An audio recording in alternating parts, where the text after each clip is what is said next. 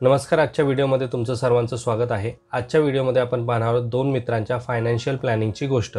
या गोष्टीच्या माध्यमातून मला तुम्हाला सांगायचं आहे की कशाप्रकारे आपण फायनान्शियल प्लॅनिंग करायला हवं आणि फायनान्शियल प्लॅनिंग करत असताना कोणत्या गोष्टी लक्षात ठेवायला हव्यात आणि कोणत्या गोष्टी प्रामुख्याने टाळायला हव्यात. जर तुम्ही प्रॉपर फायनान्शियल प्लॅनिंग केलं तर तुम्हाला भविष्यात काय त्याचे रिटर्न मिळणार आहेत हे सर्व मी तुम्हाला या व्हिडिओमधून सांगणार आहे. तर चला व्हिडिओला स्टार्ट करूयात. पण व्हिडिओला स्टार्ट करण्याअगोदर जर तुम्ही चॅनलवरती नवीन असाल आणि चॅनलला अजूनही सबस्क्राईब केलं नसेल तर चॅनलला सबस्क्राईब करून ठेवा, म्हणजे असेच इन्फॉर्मेटिव्ह व्हिडिओ तुम्हाला या चॅनलवरती पाहता येतील. तर चला व्हिडिओला स्टार्ट करूयात. दीपक आणि अनिकेत या दोन मित्रांच्या फायनान्शियल प्लॅनिंगची गोष्ट आपण पाहणार आहोत. दोघांचीही सॅलरी आहे 30,000 रुपये. आता यामध्ये त्यांचे एक्सपेन्सेस काय आहेत ते पाहूयात. तर दोघंही घरी पैसे देतात. दीपक 10,000 रुपये घरी देतो. सेम अनिकेतसुद्धा 10,000 रुपये घरी देतो. ट्रान्सपोर्टसाठी खर्च येतो 1,500 रुपये. इथे सुद्धा ट्रान्सपोर्टसाठी खर्च येतो 1,500 रुपये. बाईक आणि पेट्रोलवरती खर्च होतात 1,500 रुपये. इथे सुद्धा बाईक आणि पेट्रोलवरती 1,500 रुपये खर्च होतात. मोबाईलवरती सुद्धा 500 रुपये खर्च होतात. आता हे मोबाईलवरती 500 रुपये खर्च म्हणजे काही लोक वेगवेगळ्या प्लॅटफॉर्मचे सबस्क्रिप्शन घेतात आणि त्या सबस्क्रिप्शनमध्ये ते लोक पैसे खर्च करतात 500. तर आपण एक अप्रॉक्स व्हॅल्यू घेतली 500 रुपये. त्यानंतर इथे आहे फूड, म्हणजे दोघंही कामाला जातात. तर दीपक जो आहे तो टिफिन कॅरी करत नाही किंवा टिफिन घेऊन जात नाही घरून आणि इतर बाहेरच्या गोष्टी खाण्यामध्ये तो जास्त इंटरेस्टेड आहे. म्हणून त्याला साधारण 3,500 रुपये मंथली खर्च येतो, जेवणाचा वगैरे इतर सगळा. अनिकेत जो आहे तो टिफिन घेऊन जातो, त्यामुळे त्याचा खर्च आहे 1,000 रुपये. आता हे तर झालं फूडचं. आता मिसलेनियस एक्सपेन्सेस. मिसलेनियस खर्च म्हणजे असे खर्च ज्यांना कुठलंही नाव देऊ शकत नाही. म्हणजे तुम्ही कुठेतरी हॉटेलमध्ये जाताय, पार्टीला जाताय किंवा एखादी क्रिकेट मॅच पाहायला जाताय किंवा तुम्ही एखाद्या लाँग ट्रिपला जाताय जसं शिर्डीला किंवा तुम्ही गणपतीपुळेला जाताय, कोकणात फिरायला जाताय. तर अशा प्रकारचे एक्सपेन्सेस मंथली किती होऊ शकतात. तर इथे मी सांगितलं की इथे दीपकचे एक्सपेन्सेस होतात 2,000 रुपये मंथली, कारण की त्याला पार्टी आणि ऑल दॅट करायला आवडतं. पण अनिकेतला तशा कुठल्याही गोष्टींची आवड नाही आहे, पण तरीसुद्धा त्याने 500 रुपये खर्च करतो तो इतर गोष्टींवरती, जे काही असू शकतात. नेट सॅलरी जी आहे ती दोघांची 30,000 रुपये आहे आणि त्यापैकी 19,000 रुपये या सर्व गोष्टींवरती खर्च होतात. अनिकेतचे किती हजार रुपये खर्च होतात आहेत? 15,000 रुपये या सर्व गोष्टींवरती. दोघांनाही नोकरी एकाच वेळेस लागली होती.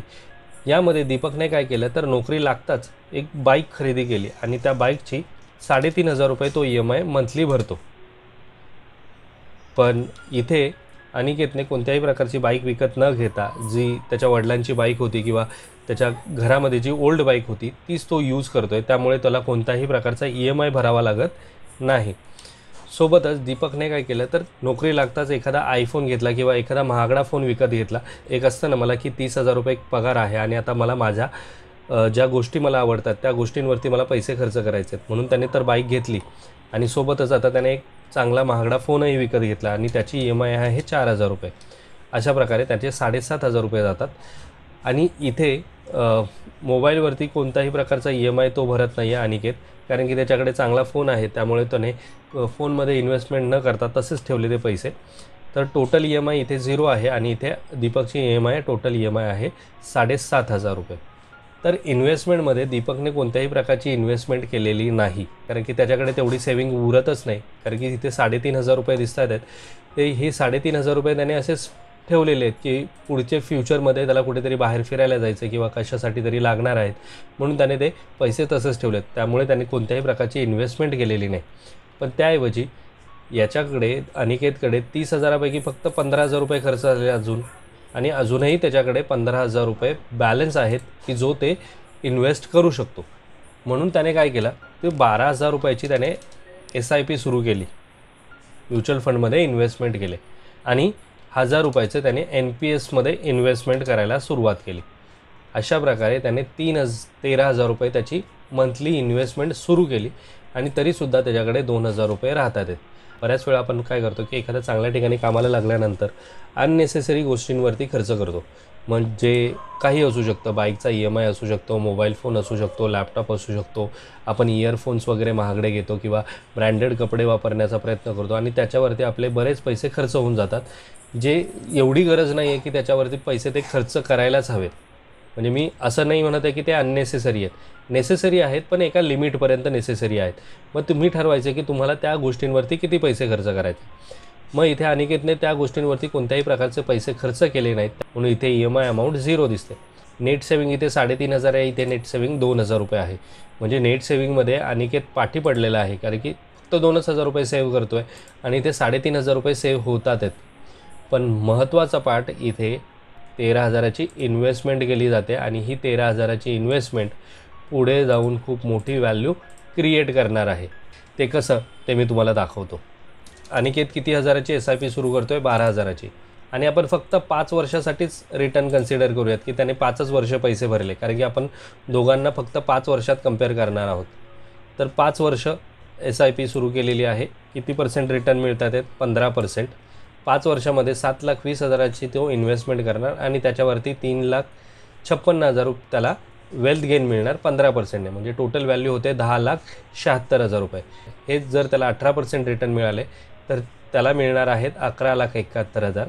आणि हेच त्याने जर ॲग्रेसिव्ह स्मॉल कॅप फंड्समध्ये जर इन्व्हेस्टमेंट केली तर त्याला मिळणार आहेत 12,41,000 रुपये. फक्त पुढच्या 5 वर्षामध्ये जर त्याने हे 12,000 रुपये मंथली इन्व्हेस्टमेंट केली तर. आपण 12,000च्या SIPचे रिटर्न पाहिले 12,41,000 रुपये. आता आपण 1,000 रुपयाचे जे NPSमध्ये त्याने इन्व्हेस्टमेंट केले ते पाहूयात. 2001ची त्याची बर्थ डेट आहे, 23 वर्षाचा तो आहे. 1,000 रुपये त्याने सुरुवात केली आहे आणि पुढचे 60 वर्ष तो भरणार, म्हणजे 37 वर्ष तो भरणार आहे. आणि एक्सपेक्टेड रिटर्न किती कन्सिडर करतो आहे आपण? 10%. म्हणजे जर त्याने 1,000 रुपयाची आत्ता इन्व्हेस्टमेंट केली आहे NPSमध्ये तर फ्युचरमध्ये त्याला 9,300 रुपये मिळणार आहेत पेन्शनच्या रूपाने. त्याची टोटल वेल्थ असणार आहे 46,98,000 रुपये फक्त 1,000 रुपयाच्या इन्व्हेस्टमेंटवरती NPSमधल्या. अशा प्रकारे प्रॉपर फायनान्शियल प्लॅनिंग जर तुम्ही केली तर पुढे जाऊन तुम्हाला खूप चांगले रिटर्न्स मिळू शकतात.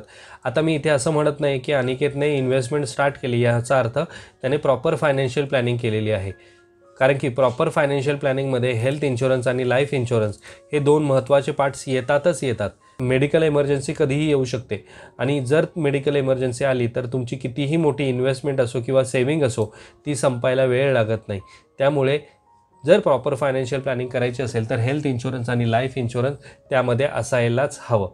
फायनान्शियल प्लॅनिंग करताना महत्त्वाचा पार्ट हा लक्षात घ्यायचा आहे तुम्हाला की जे अननेसेसरी खर्च आहेत त्याच्यावरती जर तुम्हाला कंट्रोल करता आला तर तुम्ही तो कंट्रोल करा. कारण की भविष्यात हे जे अननेसेसरी खर्च आहे ते तुमची हॅबिट बनून जाते आणि जर ती हॅबिट बनली तर पुढे फ्युचरमध्ये तुम्ही कोणत्याही प्रकारची इन्व्हेस्टमेंट करू शकत नाही किंवा सेव्हिंग करू शकत नाही.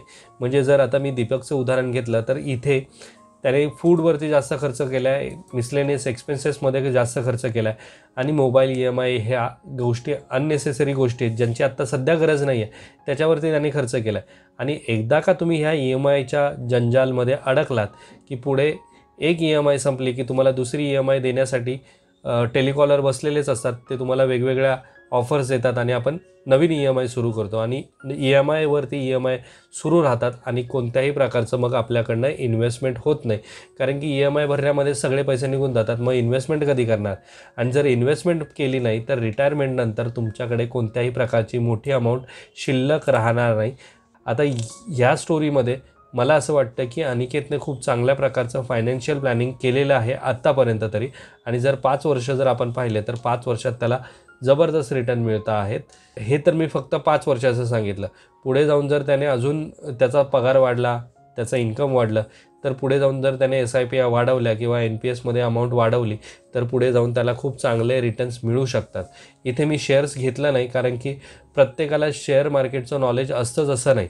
मग ज्या लोकांना शेअर मार्केटचं अजिबात नॉलेज नाही ते म्युच्युअल फंडमध्ये तर इन्व्हेस्ट करूच शकतात.